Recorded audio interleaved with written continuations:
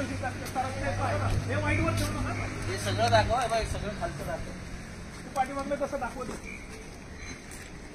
तेलाचे डबे वापरतात घ्या वेगवेगळ्या कंपनीचे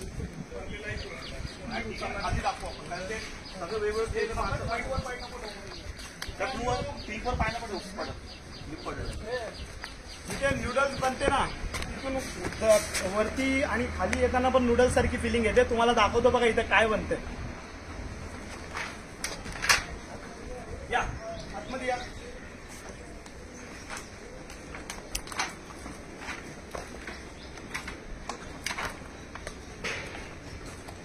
इथे बनत आहे अखंड नवी मुंबईमध्ये सप्लाय होणारी सगळ्या लहानांपासून ते वयोवृद्ध लोकांची फेवरेट असणारी चाऊमिन नूडल्स.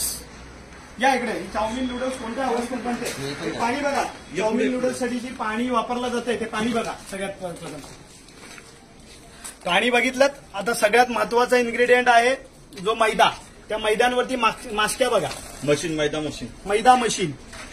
त्यांना कोणत्याही पद्धतीचा अशी स्वच्छता असावी अशी कोणत्याही पद्धतीची त्यांनी काळजी घेतलेली नाहीये. आता अजून तुम्हाला पुढे दाखवतो. नूडल्स बघा. हे नूडल्स पण भरल्या जातात पाकिटमध्ये. हे कोणत्याही पद्धतीचा विचार करत नाही. आणि हा इकडचा बॉयलर बघा ज्याच्यामध्ये हे बघा. हे तेल बघा काळं काळं म्हणजे आपण इंजिन ऑइल वापरतो ना त्या पद्धतीचं तेल झालंय ते. आणि या ह्याच्यामध्येच नूडल्स फ्राय केली जाते. पुढे पुढे आहे बघा. आणि ते मैदा पदार्थाचं वापरलं जातं तेही बघा. बघ लाटून ठेवलाय मैदा. आणि त्याच्यानंतर ही नूडल्स जी मोठ्या प्रमाणामध्ये बनवली जाते ती इथं ठेवले बघा. ही अशी नूडल्स इथं पेरून ठेवलेली आहे. त्याच्यावरती कोणत्याही पद्धतीचा स्वच्छता किंवा हायजीनचा पण त्यांनी लक्ष दिलेलं नाही. सगळं मैदा पॅकिंग होती.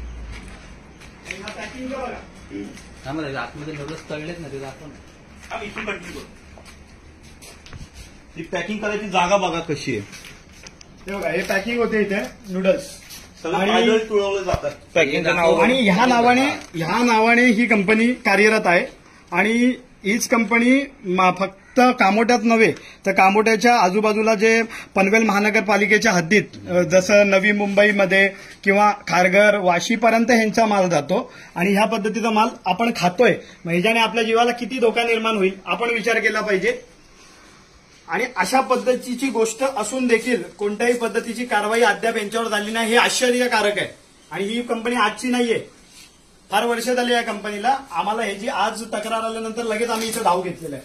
आणि प्रत्यक्षात आल्यानंतर हा चित्र म्हणजे भयान चित्र आहे. जबाबदार कोणाला धरायचं. जबाबदार धरायचं प्रशासनाला जबाबदार धरायचं. पनवेल महानगरपालिकेला जबाबदार धरायचं का अजून कोणाला जबाबदार धरायचं की स्थानिक काही लोकांना जबाबदार धरायचं. तर हे बघा हा तेलाचा डब्बा आहे. हा तेल ह्याच्यामध्ये भरलेला आहे. वेगवेगळ्या कंपनीच्या तेलाचे डब्बे आहेत तिथे. एक मिनिट म्हणजे कंपनी बघू शकता. इंडिपेंडन्स ऑइल त्याच्या खाली केपी ऑइल्स. इथं तुम्ही बघू शकता स्टार रिफाईन. म्हणजे वेगवेगळ्या पद्धतीचं कंपनीचं तेल युज केलं जातं आणि ते आपण खातो. आपण आजच्या घडीला हे बघा हा मैदा ठेवलेला आहे. आणि ह्याच्यावरती पहिला माशी याचा आस्वाद घेते मग माणूस घेतोय. मग त्याच्याने आपल्या तब्येतीला किती चांगली गोष्ट घडेल.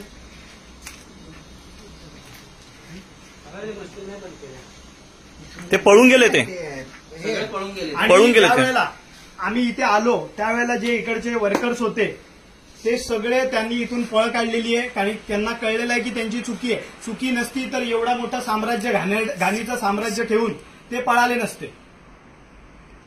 तर ते गुन्हेगार आहेत म्हणून ते इथून पळ काढलेला आहे त्यांनी. पण आम्ही पण त्यांना सोडत नाही. कारण की सामान्य नागरिकांच्या जीवाला धोका जिथे असेल तिथं महाराष्ट्र नवनिर्माण सेना आवाज केल्याशिवाय राहणार नाही. आणि सामान्य माणसाला हे खाद्यपदार्थ चांगल्याच पद्धतीचं मिळालं पाहिजे.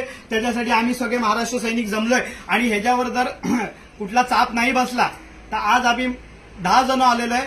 इथे 200 जण उभे राहतील. प्रशासनाने कारवाई नाही केली तर आम्ही आंदोलन करू त्याच्या संदर्भात. या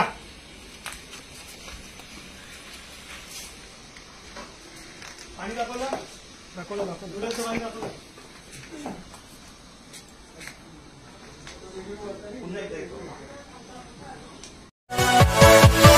Yeah.